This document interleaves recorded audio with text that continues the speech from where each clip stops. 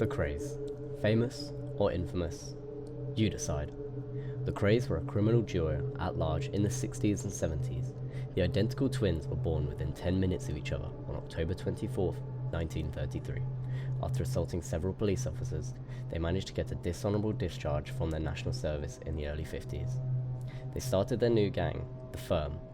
This new rising London gang committed crimes such as armed robberies, arson, protection rackets, assaults, and even murder over the course of 2 decades. One of their first moves was to buy a rundown snooker club in Mile End, where they started several protection rackets. Their hands-on approach to business landed them in trouble, with Ronnie convicted of GBH in the late 1950s. While in prison, Ronnie was labelled insane and later diagnosed with paranoid schizophrenia. In the 60s, they moved to the West End and opened a gambling hub, known as Esmeralda's Barn in Knightsbridge. They were widely seen as prosperous nightclub owners, part of the London swinging scene. Even persuading appeared to join them on board to give the club a vena of respectability. After becoming one of the largest gangs in the London scene, the twins' fortunes swiftly changed when Ronnie Kray shot and killed George Connell, a member of the rival gang, the Richardsons, in the Blind Beggar pub in Whitechapel. However, no one was convicted for the 1966 killing at the time. Despite these public affrays, Kray's criminal activities continued to be faintly hidden by their celebrity status they had built up, and their more legitimate businesses they hid behind. But they would not be able to escape the consequences of their next actions. Reggie was allegedly encouraged by his brother in October 1967 to kill Jack the Hat McVitie, a minor member of the Kray gang who had failed to fulfill a £1,000 contract to kill Leslie Pay. They lured him into a flat in Stoke Newington on the pretense of a party. There, Reggie stabbed McVitie in the face and stomach and killed him, driving the blade into his neck. It was then that the tide had turned against the Krays, with people concerned for the same fate would meet them. In the same year, Detective Leonard Nipper Reed reopened his case against them. He had been met with a wall of silence when investigating the Krays before. However, by the end of 1967, Reed had built up enough evidence against the Krays, and on May 1960, the Krays and 15 members of their gang were arrested. In March 1969, both were sentenced to life imprisonment with non-parole period for 30 years for the murders of Cornell and McVitie. How did the brothers die? Well, Ronnie remained in Broadmoor Hospital until his death on March 17, 1995. However, Reggie was released from prison on compassionate grounds in August 2000, 8.5 weeks before his death from cancer. However, their reputation preceded them, even in death, with onlookers crowding the streets to catch a glimpse of the famed gangster's coffin as it was taken through the West End. And now, I'm going to pass you on to somebody who knows just a little bit more about the Krays, and his name is Rob Ferguson. There we are. All right. Hello, Rob. Could you please introduce yourself for us? Hey guys, I'm Rob Ferguson. I work in the music and entertainment business, and I'm pleased to be joining you today to give my insight into the Kray twins, and in particular Reggie Kray. Perfect. Can you explain your job and what you do, basically? Okay, basically what I do for a job is I work in predominantly music, but other forms of entertainment as a manager and a consultant for festivals or touring, but also just complete music career management. It's predominantly music based, but as I say, some other aspects of entertainment also form part of it. Perfect. Could you tell me a little bit about your background? My background in the sense of where I come from the southeast of England, and I was, as a kid, I always thought I was going to join the Navy and join the forces, and suddenly discovered music, and the rest is history, so they say. But I started in my career as a tea boy in a recording studio. Yeah. Sweeping up, making the tea, and in those days chopping up tape, which you don't see anymore. But yeah, just started at the bottom rung of the ladder, and began to work my way up from there to where I am today. Perfect. I was just going to say, it's quite ironic, isn't it, that you're out in Spain where all the old Kray, all gang members used to hang out? Yeah, I'm out here on the Costa del Crime. They're all lurking around somewhere. I'm sure they are. How well did you know Ronnie and Reggie Kray? I didn't know Ronnie. I knew Reggie. I would consider I knew Reggie very well for the last sort of 10 years of his life, probably 8 to 10 years of his life. I didn't get to meet Ronnie or speak to Ronnie, but I spoke to once I'd spoken to Reggie for the first time. I spoke to him every single day until the day he died. So do you consider him a friend then? I would have at the time. I'd certainly consider him a friend. Yeah. When he was around, you know, to take people as you find. Obviously, I knew all the stories, and I knew the history that'd been written before. But you know, I make my own judgment, and it started with a phone call, which obviously we'll go into a little bit later, and then personal visits. And you know, when you speak to someone every day on the phone, even if it is just on the phone, as well as meeting them on various occasions, it's you do get an insight into the human being behind the myth. You know?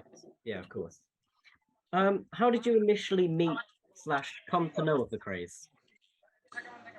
With two different things, really. I mean, in terms of coming to know of them, you know, throughout my life. I mean, I was born in the late '60s, and you know, they were just about to be locked up by the time I was born, once and for all. So, you know, they were already becoming part of folklore as I grew up. So I knew of them from books and obviously, you know, documentaries and films and so on. But then getting to know them personally, or certainly get to know Reggie personally, was through pure chance, really. Because I work in music, I regularly get letters or emails. I mean, not so much letters now, but back in the day, emails, letters, phone calls. You know, my husband's written a poem. My wife's a great singer. My son's a great saxophonist. Can you help? And whatever. And this was one of those occasions. I got a phone call from a lady. I said, "Oh, hello. We've been recommended to you by someone that is a friend of a friend. You work in entertainment, and my husband writes poems, and we'd like to know if you could possibly help get his poems published or do something with them." Yeah. And I just said what I would always say to anyone else: "Yeah, happy to have a look, and I'll send something in, and I'll let you know, and we'll have a chat and take it from there." And she went, "Okay, great. Well, my husband is Reg Kray." I said, "Right, okay, so that makes it a bit more interesting." They said, "Are you happy to talk to him?" And this was 10 years before he died. Yeah. And I said, "Yeah, I'm perfectly happy to talk to him." Yeah. And she said, "Okay, he'll call you tomorrow at 1. Next day, 1 o'clock on the dot. "Hello, is that Rob Ferguson? Reg Kray speaking." And that was how it began. Very nice. Very interesting. Touching on that, what was your relationship like with Reggie Kray? I mean, obviously, initially it was on the phone, and he had you know, although he was in his 60s by the time I got to speak to him, he still had a massive desire to achieve things. He knew he was never going to get out of prison, but he was always pushing boundaries to try and, you know, meet people, sometimes do good for people, sometimes, you know, keep his name in the press, to be brutally honest. Yeah. But you know, I got to know him well, as I say, and initially through phone calls, and then he said, would you come and see me? And you know, we got onto various adventures and bits of fun from there. I'd like to think I, you know, gave him a bit of a lift. I found him to be someone that certainly done his time. You know, done the 30-year recommended sentence that he got. Yes. And as I say, take as you find. He was, you know, trying to discourage others from following his path, trying to do some good for people. He wanted to be somehow seen as his creative outlets. He also wanted to raise money for charity where possible. Yeah. I found him to be an interesting, wise man. What was Reggie Kray like then? Obviously, when he was in prison, or what was he like in general? Well, I met him the first time I actually went to meet him in person. You know, it's a weird experience going into a visiting room in a prison, and you have to go through all the various processes of getting through security and so on, and being searched and everything. But I walked into the visiting room and sat down in a chair. I watched all the other prisoners come out, and I'm sort of looking around, seeing everybody, seeing their families and their kids and whatever, wives and girlfriends. And the last person out is Reggie. After everybody else was out and at the tables, Reggie comes out, shirt undone.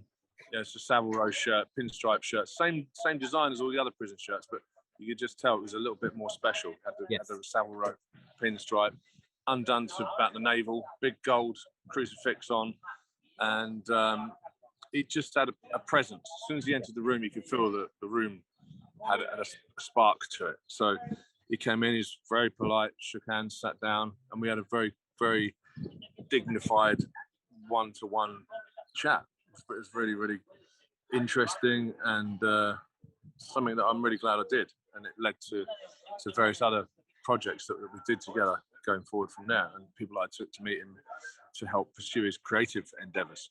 Yes. Reggie Kray, Krays were seen as gentlemen. Did he seem like a gentleman when you were speaking to him? Yeah, in many respects, yeah. I mean, you could tell there was a look in his eye. He didn't want to. But he's been in this for 30 years. Although he kept himself super fit and well, and he had a presence, and he was in a certain position in the hierarchy in jail, and across all the jails, really. Yeah. He's one of the sort of top dogs. But as a one-on-one in that space, as a human being, he was a gentleman. He was polite. He didn't like swearing in front of ladies. I mean, these are all, people might think these are just cheesy old anecdotes, but they were actually true. Yeah. He told me he didn't like the first Krays film because they made their mother swear. He said our mother not only did our mother not swear, but we never swore in front of our mother. All these things are true.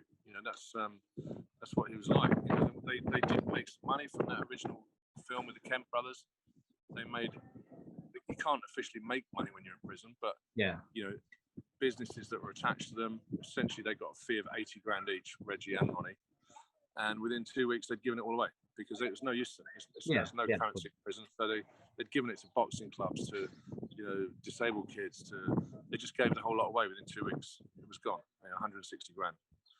So I mean, I would never defend all of their actions of what they did when they were knocking about in the early 60s, but as I say, I keep going back to take as you find, and I found him to be an honourable, decent human being that was an honest representation of himself. Yep. At that point in his life, I wasn't there in the early days. I just knew the person then. Yes. But he was he had a striking presence, as I say, and he wanted to achieve stuff still. He wanted me to get, he said, "What can you get Celine Dion to sing one of my songs?" I said, "Probably not. No." He said, "Can you get me to speak to Richard Branson?" This is a funny story. "I want to speak to Richard Branson." I said, "All right. I do know Richard Branson. I could possibly set that up." Of course, Reggie's in prison, so there's no, all he had at that point was you have to have a phone card, and you use your credits on your phone card to make your calls out. Reggie was king of the phone cards. He had stacks of them like this. But even then, if you called a mobile or if you call overseas, they'd just eat up all the credits. So I spoke to Richard Branson and said, "It's a bit of a weird one, but Reggie Kray wants to have a chat with you. I don't know how you feel about that." And he said, "I'd love it. I would love it." Yeah. I said, "Well," he said, "how do we do this?" He said, "Can I call him?" I said, "No, you can't call him. He's in prison." That's not how it works. He will have to call. But he said, "Well, I'm in Switzerland skiing." I said, "Well, that's not really going to work because his phone card is, it's just phone cards in a payphone in prison. Yeah. Calling Switzerland, calling the Alps, it's going to plow through his phone card." So what we did was I was in my office, and Reggie called me on my office phone, and I called Richard Branson on the other phone, and we literally did the old school, hold the two phones together, upside down, and they had a conversation like that.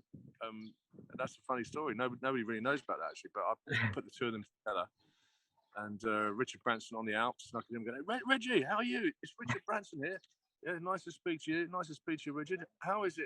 Are you having a lovely time? Is the sun shining? No, it's snowy, mate. It's like it was a bizarre moment, but that's just one of many, many strange things that we had a bit of fun with. Lifted his day, and kept him going a bit longer, I think. Good. You mentioned taking celebrities to meet Reggie Kray. What celebrities did you take to actually see him? I'm just trying to remember the ones I actually took in. I mean, one of the main ones was I took the Fun Loving Criminals in, who are an American kind of rock funk band, and they were really big at the time, headlining Reading Festival, a big band, and we were working on using some of Reggie's poetry as some of their material, and they were in awe of him. They're big fans of like John Gotti and the New York gangster scene, and they're from New York, but they were very well aware of the Krays and wanted to come in and meet Reggie. So I took them in a couple of times, and if you can find it, which I've got usage of if you need it, they did a performance at Reading where they changed the words to one of their most famous songs from La Di Da Di Free John Gotti to Hey Hey Free Reg Kray, and you got the whole 30,000 people singing it back. And I had Reggie on the phone at the time. I was on the side of stage. I had Reggie on the phone. I said, Reggie, listen to this, and he was almost in tears. He was made up by it. Also took Matt Goss, who I worked with a lot at the time. He was flying high with Ross, and he's from Southeast London, and there was like he's a twin as well. So they had a lot of talks about twinship and what it meant. And by this time, Ronnie had died, and Reggie, there was a strange sort of like mistiness in his eyes, meeting another South London twin. Obviously, Ronnie and Reggie were East London, but just across the water in Lewisham, Matt and Luke, twins, London boys, and they had a lot of kinship and talked about their twin experiences, which is a special bond, as I'm sure you know. So took Matt up there. I had various people link up with Reggie over the years. He already had a massive celebrity connection before I got involved, but I've kind of brought some of it up to date for the time as it was. You mentioned about Ronnie passing. Did Reggie was he allowed out to go to his brother's funeral? Do you know? I don't think. Yes, he was. Yes, he was actually. Yeah. I mean, Ronnie's funeral was like a royal funeral. It was absolutely massive.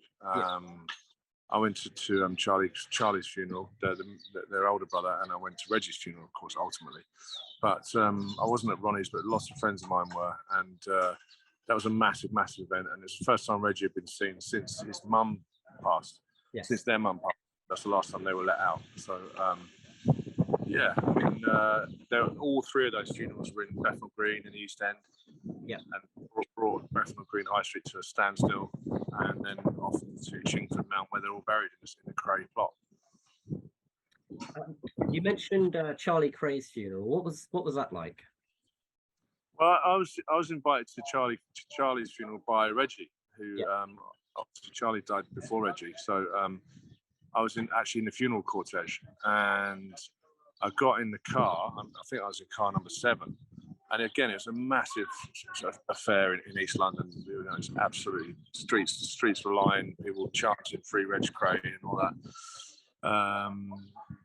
And I got in the car, and then the other side, I was in the middle, in the back, in the limo, and then one side of me, Frankie Fraser got in, and he said, "Hello, I'm Frank." I said, "Yep, I know who you are." And so I had a little chat with Frankie Fraser.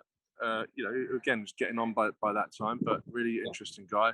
And then the other side of me, great big lump of a man, got in. His name is Bartley Gorman. Introduced himself, Bartley Gorman. If you look him up, he said, "I'm Bartley. They call me the King of the Gypsies." But he said, if you look him up, he was the main man, the King of the Gypsy Fighters. And you'll hear Tyson Fury talk about him today. That Bartley Gorman was the kingpin of the Gypsy prize fighters. But again, I found him to be a lovely man. I found Frankie Fraser to be a lovely old man. Bartley didn't seem like an old man. He's a huge, huge man and a huge character. But they've written their own books. You can go and find out about them. Yeah, that was my journey to the cemetery and to the church with Frankie Fraser, Mad Frankie Fraser, and Bartley Gorman, King of the Gypsy Fighters. So it was an interesting day, to say the least. And then all back to an old East End pub for a few neck oils. Yep. Would you say Charlie Kray's funeral was as big and as public as Reggie's, or was it more exclusive? It probably was as big, but you know, with all due respect to Charlie, the main reason for that would be because Reggie was still alive, and Reggie was allowed to come out to it. So people knew they would get to see Reggie, and he always got a massive welcome. And loads. I mean, it's like the high street was a standstill. People packed the streets, and it was like I can only say it was like a royal funeral or a senior prime minister or something like state. Just like a state funeral. Yeah. You mentioned about the Kray film and how they didn't like the original. Do you think the film Legend made after did them justice? I'm personally, I do think so, and I think the Reg that I knew would have liked that film. Yes, I think it showed another side to them. It wasn't it wasn't an out gangster film as such, and it showed a bit of how he had to protect his brother from himself. Yeah, and he was trying to control the business aspect and fighting with his own demons with Francis and whatever. But I think he would have said that the tall and short of it is that's probably fairly accurate. And lastly, I wanted just to touch on, did you have any secrets or any moments that you'd like to share? Oh, that's a question. I really should have thought about that more. It's all right, you can take your time. I mean, when you speak to someone every day, most days the conversations were very, very similar. So it would be, it's a lovely day today. Have you been out? And he wanted to know what it felt like to be out, what was going on, what's changed, or what's this part of London like now, or whatever. But I mean, it was all, as much as they were the same conversations, a lot of them, they were all interesting. Yes. And I always gave him the time of day as much as he would give me the time of day. But we had loads of funny moments. Some of the highlights, the ones I mentioned with Branson and the Fun-Loving Criminals, just letting him see that something was actually happening, and sitting down chatting with him about old times and things to me that were like stuff from a book, and then he would bring it to life. Quite amazing. I remember thinking, right at the beginning, should I go and see him or not? It's a good idea. But actually, in going to see him, it changed the course of my life, because he introduced me to as many people, if not more, than I introduced to him.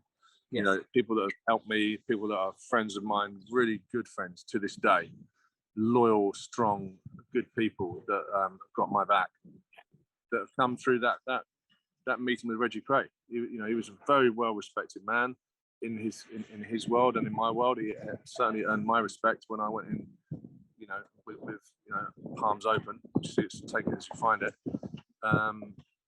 But all in all, I think it was, he's part of British folklore, and will forever be that. So I'm really proud to have met him, and my experience was interesting and good.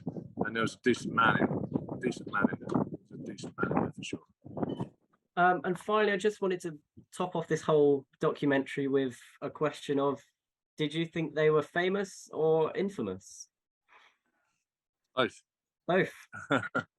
Simply put, both. That their infamy brought them fame. Their notoriety brought them fame. Ultimately, I guess it was their undoing. They craved, excuse the pun, the limelight and the recognition and the stature, probably because they came from such a poor background. Yeah. That they wanted to be seen to be somebody, and that's essentially they achieved that, but they paid the price at the same time. Of course. Well, I won't take you any longer. I think that's the end of my questions I've got for you. Is there anything that you'd like to add or mention? I just want to say, Charlie, it's been very nice talking. Very nice today. I did have a brother called Charlie. He's a very good man, just like you. Perfect. Thank you very much for your impression as well. be sure to add that. And thank you so much for your time. My pleasure. Thank you very much. See you See you See you soon.